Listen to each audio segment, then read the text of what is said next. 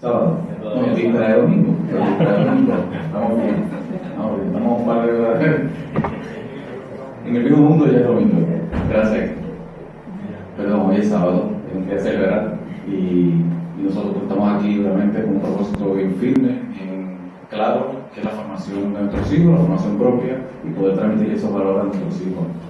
Esta charla sobre hijos tecnológicos va a abrir una cantidad enorme de campos de inquietudes y de nuevos conocimientos, pero nuestros hijos precisamente están inmersos ya en este mundo, pero nosotros quizás que empezamos por el disco de acetato, de 33 Revolución, y después el cassette, después el track, todas esas cosas, ya son cosas viejas, pero ellos están inmersos ya en el teléfono, que lo hacen todo.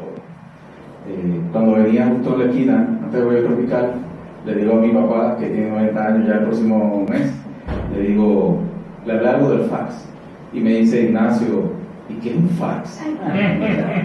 Y yo, bueno, un fax es un papel que tú metes por una maquinita y tu tía allá en San Sebastián, en España, lo recibe.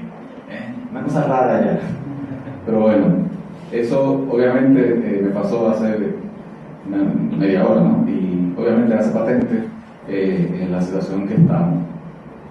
Nosotros, obviamente, como plan, con parte obviamente del Club Ailán, queremos siempre animar a la formación, y se enmarca obviamente en un aspecto que muchos de ustedes conocerán. La educación tiene un propósito, o sea, hay que motivar a los muchachos obviamente a alcanzar los valores, y hay motivaciones externas que son motivaciones materiales.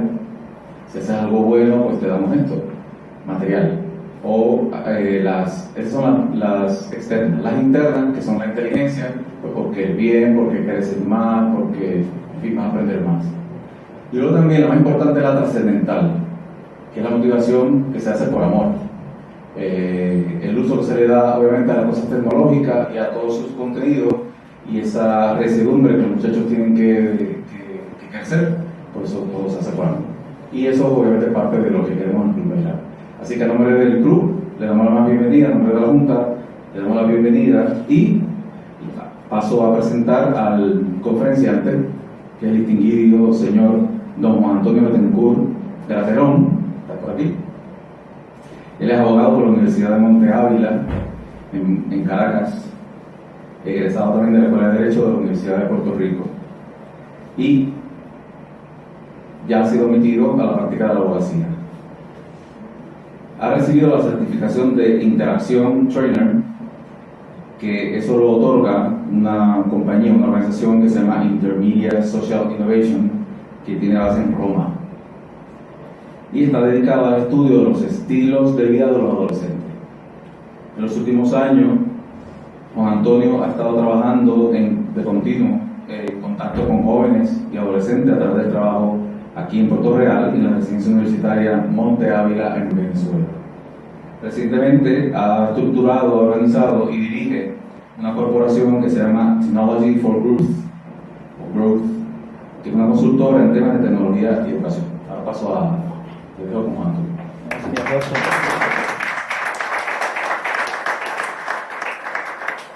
Gracias.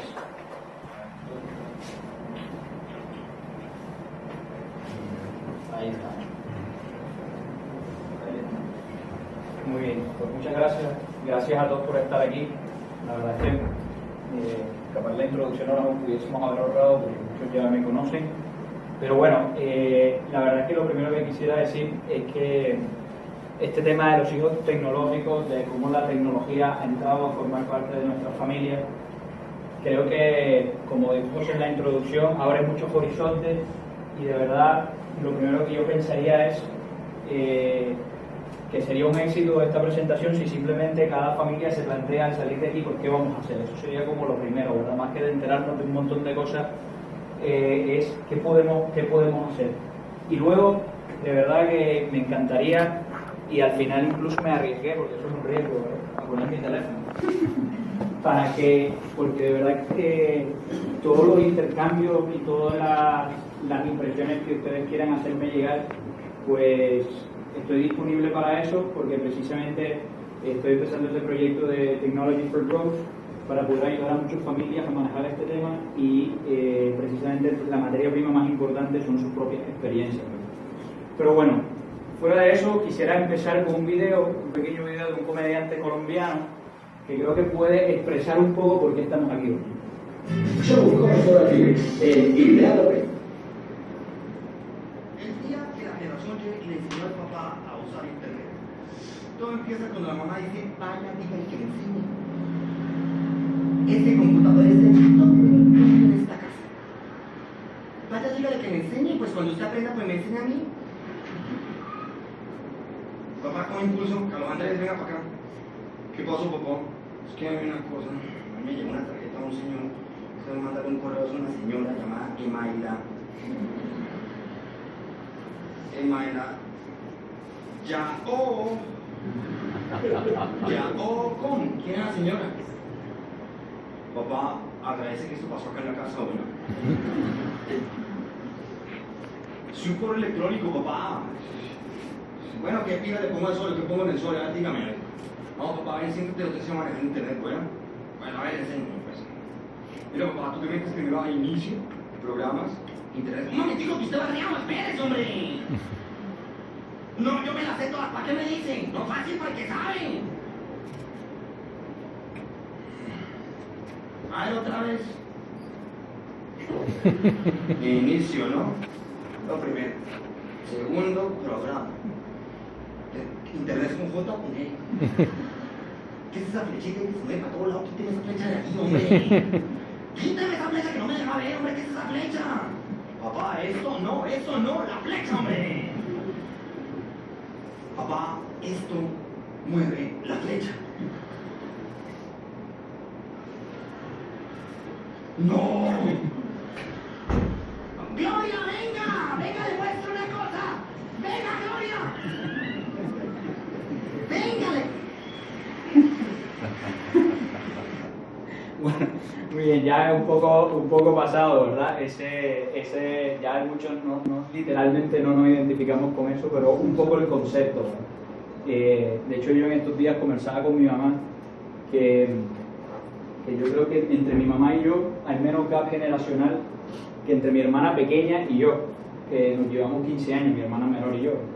Mi mamá pues me lleva 23 o 25, pero creo que hay más diferencia en cuanto a, porque la tecnología se está moviendo tan rápido que efectivamente pues estas cosas nos pasan, ¿no? Pues esto es un poco el esquema de la presentación, simplemente por si alguien en algún momento se harta de oírme hablar, pues más o menos sabe por dónde vamos, si ya estamos terminando, si vamos por la mitad, pues más o menos. Ok, vamos a empezar por aquí, después vamos a ver que es un poco conocer el mundo digital, un poco los riesgos más claros que se están enfrentando los muchachos cuando entran en el mundo digital, cuáles son las soluciones que podemos buscar y luego algunas referencias que les quiero dar para que ustedes después puedan seguir profundizando. Entonces, la primera idea es conocer el mundo digital. ¿Okay? Esto parece sencillo porque convivimos con él todos los días, pero no está tan claro, ¿verdad? La primera cosa que quería resaltar era que el mundo digital llegó para quedarse y la tecnología hay que verla como una cosa muy positiva. Y esto es bien importante porque a veces nos desesperamos porque podemos ver al nene súper pegado del teléfono o súper metido en la computadora y salen argumentos como, mira, cuando yo tenía tu edad, eso no funciona. Eso no funciona porque muchos niños ahora tienen una pregunta, o sea, no saben algo, eso pasa en el club a cada rato, cuando yo estoy hablando con ellos, a veces, o en el campamento no, porque no están los celulares, pero a cada rato los muchachos, sobre todo más jovencitos, no saben algo, rápido sacan el teléfono para buscarlo en Google. O sea, el planteamiento de funcionar sin la tecnología no los ayuda. Y entonces hay que saber que la tecnología llegó para quedarse, pero que es buena. Hace una semana me llamó mi mamá, porque supo que yo iba a dar esta charla, me llamó mi mamá para decirme, Juan, acabo de salir de una clase en la escuela de tu hermana sobre tecnología y simplemente te llamo para que no hagas lo que acaba de pasar.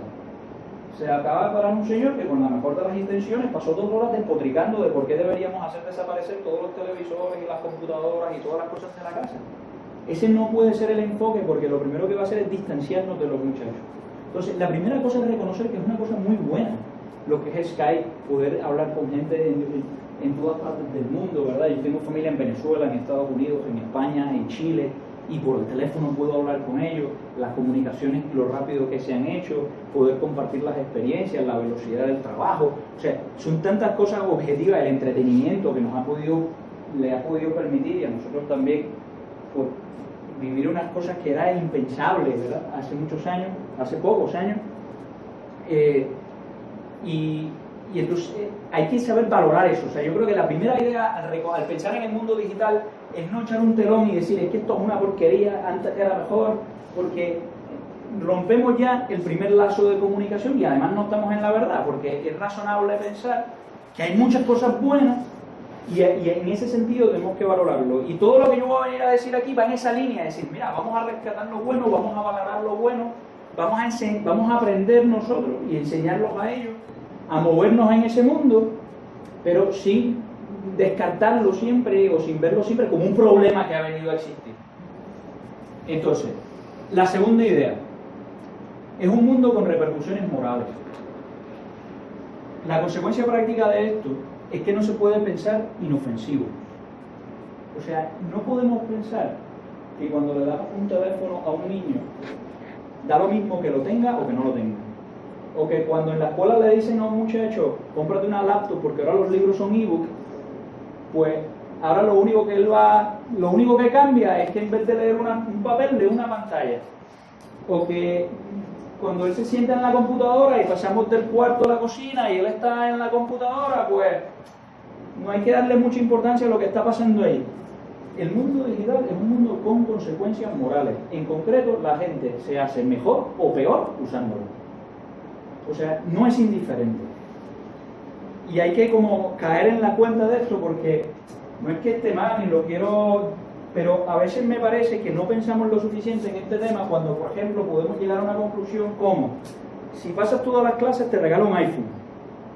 Un momento.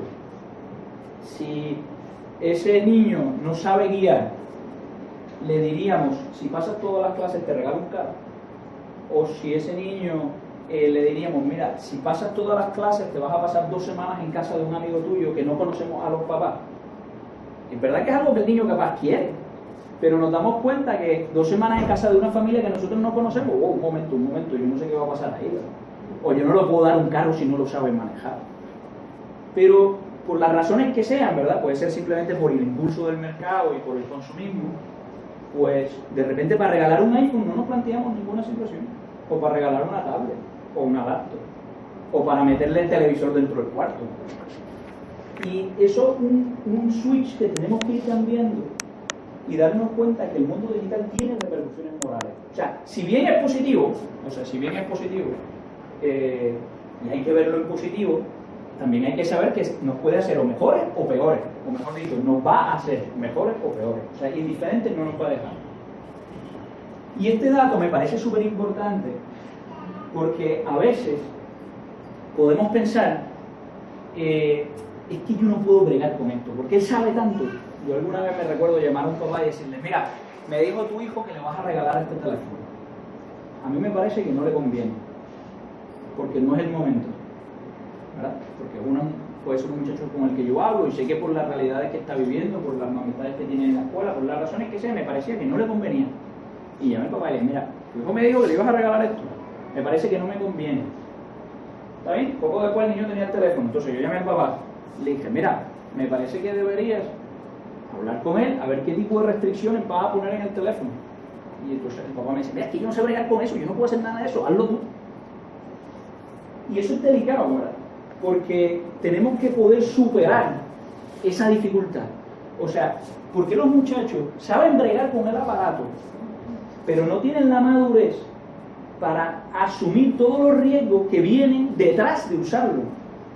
Pero en cambio nosotros es al revés, nosotros no sabemos bregar con el aparato, pero sí conocemos los riesgos que están detrás y por eso probablemente los adultos tienen menos problemas en el mundo digital, más o menos, que los niños.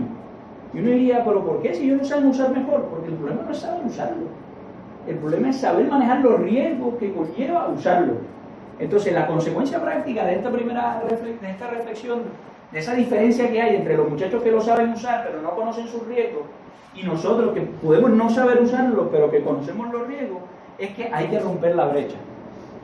O sea, hay que dedicarle tiempo a conocer lo que juegan los muchachos. Hay que jugar con ellos, hay que sentarse y coger el control y empezar a jugar los juegos que juegan. Porque si no, no vamos a entender nunca. O sea, la primera vez que yo jugué FIFA, a mí me gustó mucho el fútbol y muchos de ustedes lo conocen. A veces me daba pena hablar con algunos muchachos. Digo, yo capaz soy un caso especial porque mami en casa, no sé por qué, capaz se exageró, pero nunca compré una consola de videojuegos. Yo nunca jugué videojuegos, nunca. Entonces, pues, lo que sea. El hecho es que me costaba entender cuando hablaba con los muchachos, cómo podían estar 4 horas jugando FIFA o 5. Decía, hermano, pero esto es imposible, o sea, no entendía hasta que yo lo jugué. Cuando lo jugué, dije, hermano, menos mal, porque si no, o sea, menos mal que mami no lo compró, porque si no, yo no hubiese estudiado leyes, yo hubiese estado jugando FIFA todo el día, o sea, porque es un espectáculo, o sea, jugar FIFA es un espectáculo, digo, a mí porque me encanta el fútbol, pero a los que les gustan otro tipo de cosas, los videojuegos, de verdad que están fuera de liga. Entonces, romper la brecha, o sea, una de las cosas es que hay que sentarse a jugar con los muchachos. Hay que, si un nene dice, quiero comprar un juego, hay que buscar los ratings y no decir, está bien, pues todo el mundo lo compra, total, yo no sé nada de eso, voy a la GameSpot y lo compro y se lo regalo. O sea, uno de los juegos que está más de moda ahora mismo, que es Grand Theft Auto 5, los niños pueden entrar y contratar prostitutas. Y capaz vamos a la esquina y lo compramos y no lo sabemos.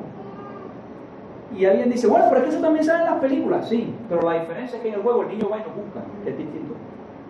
Porque es verdad que en una película yo puedo preferir no verla, etcétera, pero si estoy ahí y sale una cosa, pues yo puedo quitar la mirada, puedo lo que sea, pero en el juego soy yo el que muevo el cursor y muevo y le doy un botón para que salga una prostituta y le pago para que se acueste conmigo en el juego. Entonces, no, es que los aviones están súper cool y los carros están súper cool, los helicópteros están súper cool. O sea, porque yo vi el trailer del juego y es increíble, o sea, te dan unas ganas de jugar tremendas. Pero por detrás, esas cosas están pasando, es el juego que más vende. Yo ahora no me acuerdo de los números, pero son unos números astronómicos, en millones de dólares, lo que vende ese juego. Grand Theft Auto, ¿ok? Grand Theft Auto, ¿ok? Una explicación muy rápida, sin quererme meter ahí, pero simplemente para que tengan el dato. Por el paso de los años, las industrias de videojuegos se han dado cuenta que el boom de la era digital, los que vivieron el boom de la era digital, que es mi generación, tienen ahora 26, 27, 28, 30 años, son jóvenes profesionales, solteros, muchos de ellos, con poder adquisitivo. Entonces, mucho de la industria de los videojuegos está orientada a ese público, no a los niños. Pensaríamos que la industria de los videojuegos está orientada a los niños, pero la industria de los videojuegos está orientada al público joven adulto. Por eso, porque son los que tienen los chavos ahora y porque ya están enganchados, porque son la generación que vio nacer el Nintendo, el Super Nintendo, etc. Esto tiene un slip que no... Muy rápido. Sí, es muy rápido. Entonces, eso son cosas para tener en cuenta. Que romper la brecha significa ver los reviews de los juegos, sentarse a jugar con ellos, preguntar qué páginas web visitan, jugar de vez en cuando, entender los perfiles, entender las redes sociales, por lo menos entender cómo funcionan. Porque no vale decir, es que yo no entiendo de eso. Porque hay otra gente que sí entiende y que quiere hacer daño, y esos son los que le van a explicar a nuestros muchachos. Entonces, esto es una de las cosas que tenemos que romper y decir, tengo que entender. Y hay que hacer como el videíto ese y decirle al nene y pasar la vergüenza de que el nene nos explique, que es una vergüenza y a la misma vez da mucha ilusión cuando los hijos les pueden explicar cosas, pero que nos expliquen cómo bregar con las cosas que hacen. Entonces, eso es entender el mundo digital. O por lo menos 3 ideas generales que yo quería resaltar. La primera, verlo en sentido positivo. Tremendo. O sea, son inmensas las cosas buenas que se pueden hacer. Pero segundo, saber que nos va a ser mejores o peores personas. Y tercero, no vale decir yo no entiendo. Hay que romper la brecha, hay que ayudar a nuestros muchachos a decir, mira, yo sé que tú lo sabes jugar y yo no, pero tú me vas a explicar porque yo quiero jugarlo contigo. Para después poder hablar con ellos de esas cosas. Ahora vamos a entrar a la parte que a mí menos me gusta, porque no es que menos me guste, pero que es como poner el acento sobre las cosas negativas, pero en parte hay que hacerlo. Entonces les voy a poner un videíto que no se entiende al principio, pero capaz ustedes han visto a alguien que sufre así.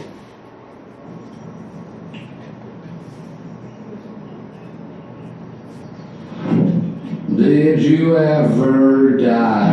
Did you ever die? Like you've never died before. Like you've never died before. Walking through black darkness. Walking through black darkness. And forward nevermore. Speaking dumb and seeing blind. Speaking dumb and seeing blind. Cruising on some miles for miles. Cruising on some miles for miles. Through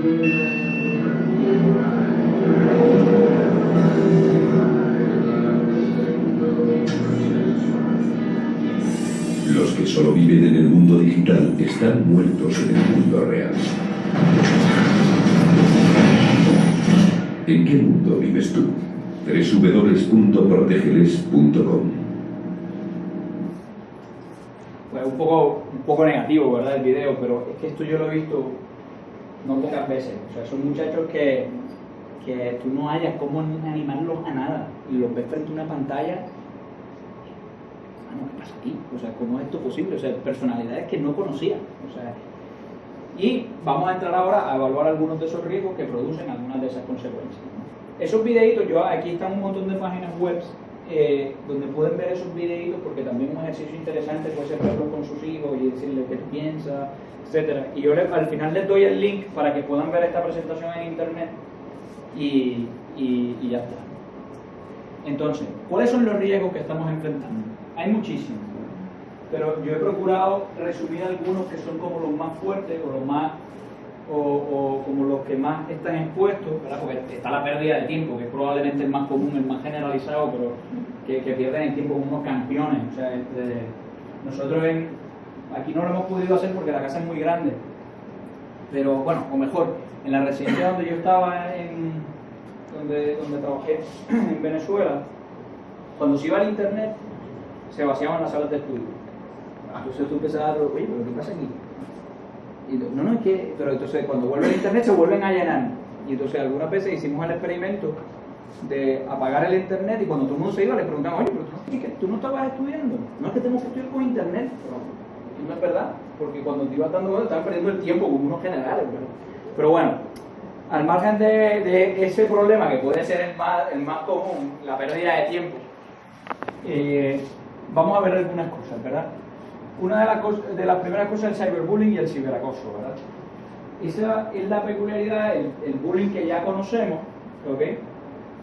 El bullying que ya conocemos de las escuelas, que hay mucho trabajo, hay muchas cosas, por lo menos los muchachos de high school siempre me dicen, mira, ya estamos hartos de echar anti-bullying y cosas de estas, porque cada rato me están insistiendo en ese tema, pero que ha surgido ahora la modalidad de que por las redes sociales, o por los teléfonos, o por WhatsApp, pues el bullying de la escuela continúa fuera de la escuela.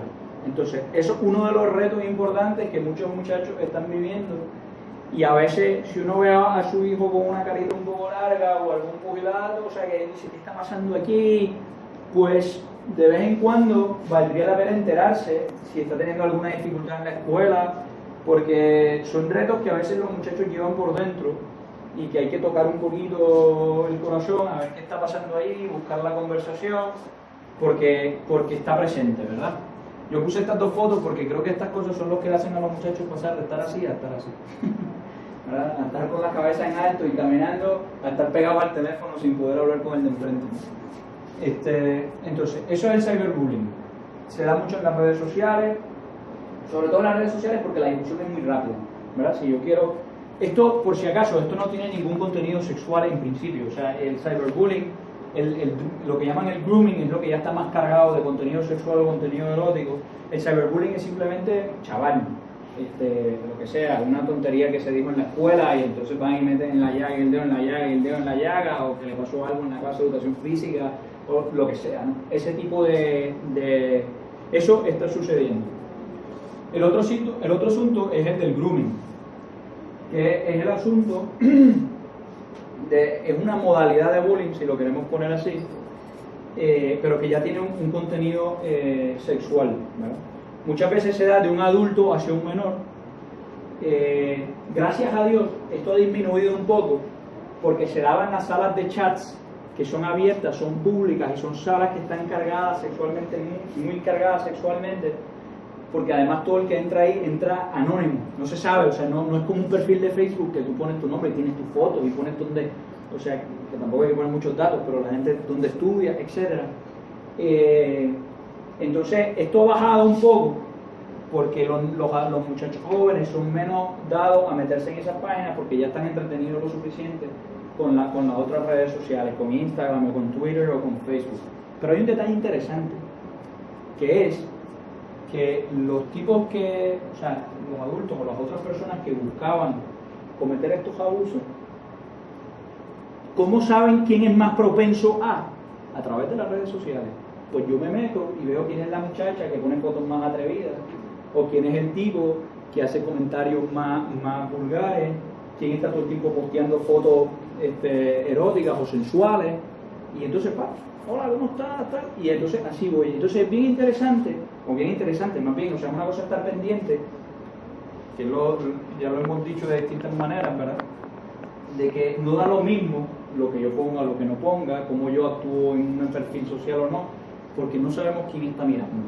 ¿Okay? Esto es un tema que se está dando, gracias a Dios menos, pero tiene esa vertiente que uno puede pensar, no, pero es que yo no me meto en las salas de chat público. Está bien, pero mira el perfil que tú tienes en Facebook. O sea, estás gritando que alguien te venga a chaval. ¿Vale? Las adicciones. Este es un tema que se está debatiendo mucho porque hay gente que dice, mira, no existe la adicción a la tecnología. Lo que existe es la adicción a la pornografía o a los juegos de azar por internet o al workaholic. O sea, no existe una adicción literal a la tecnología como tal, sino a las cosas que se pueden hacer a través de ella. ¿Okay? Sin ánimo de meterse en ese debate, que son debates académicos desde el punto de vista que lo están tratando los especialistas, pues sí tenemos que saber, pero esto como cualquier adicción, que todo lo que podamos hacer con la tecnología, si se hace en exceso, va a producir problemas. Y entonces hay muchachos que no duermen, hay muchachos que pierden capacidad de concentración, hay muchachos que se aíslan socialmente, que son algunas de las conductas negativas. Entonces simplemente ayudarlos, saber que eso está allí, dialogarlo, saber que todo tiene sus límites y que hay gente que tiene adicciones, ya como lo quieras ver, a la tecnología o a las cosas que puedas hacer con ella. A las muchachas les está atacando mucho esto, ¿verdad? El tema de la anorexia y de la bulimia.